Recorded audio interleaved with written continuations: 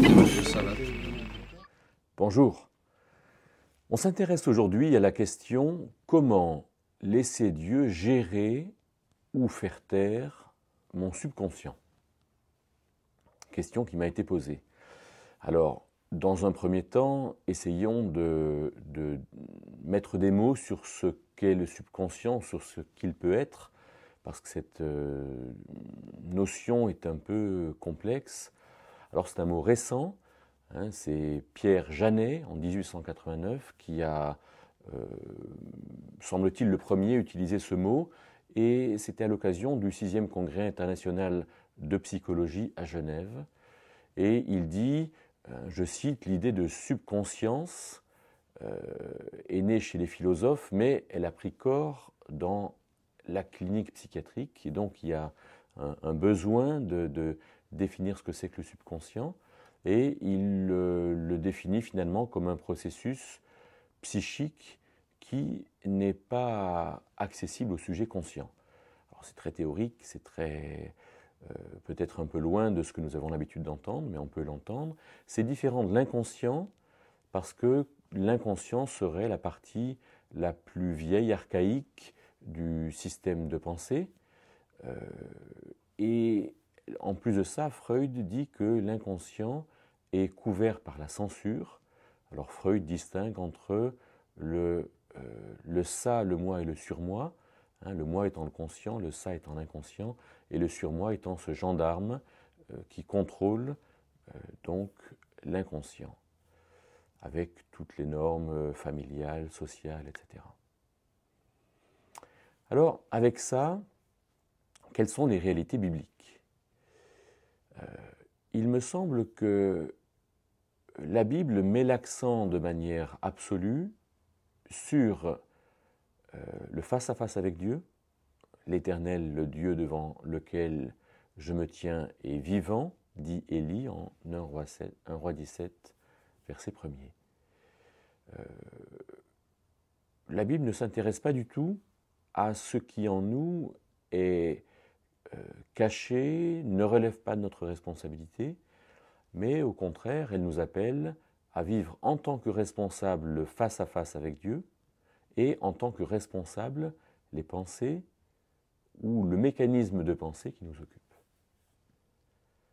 Cela étant, alors posons quelques jalons. Premier jalon, c'est que la pensée est un jardin que nous avons à cultiver et dont nous sommes responsables. Proverbe 23,7, comme un homme a pensé dans son âme tel il est, donc l'homme pense de manière responsable, et sa pensée détermine son être. On pourrait même dire que sa personnalité est la photographie de sa pensée à un moment donné.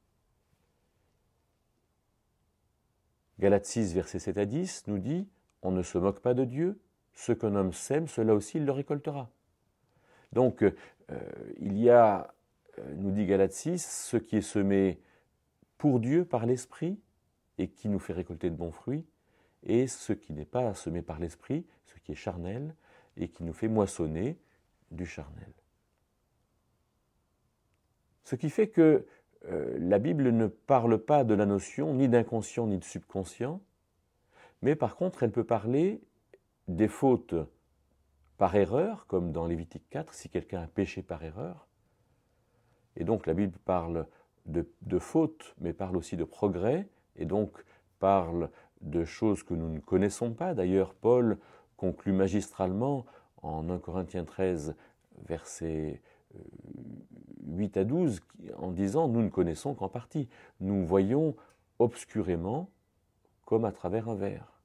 Dieu ne nous a pas tout révélé. » Mais Deutéronome 29, 29 nous dit que les choses cachées sont à l'Éternel notre Dieu et que les choses que l'Éternel nous a révélées sont à nous et à nos enfants afin que nous les pratiquions. L'accent est donc mis sur le progrès que nous avons à faire. Par exemple, David, dans le psaume 19, au verset 12, dira « Purifie-moi de mes fautes cachées ». Voilà, ce que je n'ai pas compris, je ne l'ai pas compris. Mais par contre, Dieu, tu m'accompagnes dans le progrès et dans le fait de sortir de ce que je fais mal.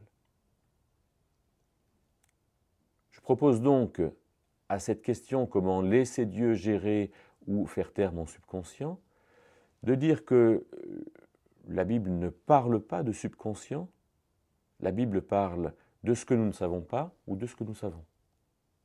De sorte que dans ce que nous ne savons pas, alors nous n'avons pas de responsabilité, mais dans ce qui nous est révélé ou dans ce qui ressort, alors nous avons une responsabilité. Comment laisser Dieu gérer ou faire taire? Eh bien, l'Esprit de Dieu est là. Colossiens 1,9 nous dit que c'est un esprit de sagesse et d'intelligence. L'Esprit de Dieu est là. Et comment le laisser alors gérer ou faire taire? Alors nous avons, nous, par sa présence, à prendre conscience de ce qu'il faut utiliser ou faire taire, c'est-à-dire amener à correspondre à la vérité qui est celle de Dieu. C'est ça notre progrès. C'est à la fois une marche de relation à Dieu, je suis avec lui, je prends conscience de ce qui ne va pas, mais c'est aussi une question d'action avec Dieu ou de collaboration. Je ne laisse pas Dieu gérer ou faire taire, mais je gère ou je fais taire avec Dieu, parce que sans lui, je ne peux rien faire. Il y a donc là une question de progrès avec Dieu, mais qui découle de la présence de l'Esprit de Dieu. Je ne suis donc, moi, Guillaume, pas embarrassé par mon subconscient. Comme, au contraire, finalement, la psychologie le dit et nous place dans une situation embarrassante, puisque si le subconscient est là et ne peut s'exprimer à cause du surmoi, alors il n'y a pas de liberté. Au contraire, je pense que Dieu m'appelle à être avec lui et à entendre ce qu'il a à me dire, de sorte que ce qui va sortir va être pour le bien, pour construire et pour collaborer avec lui.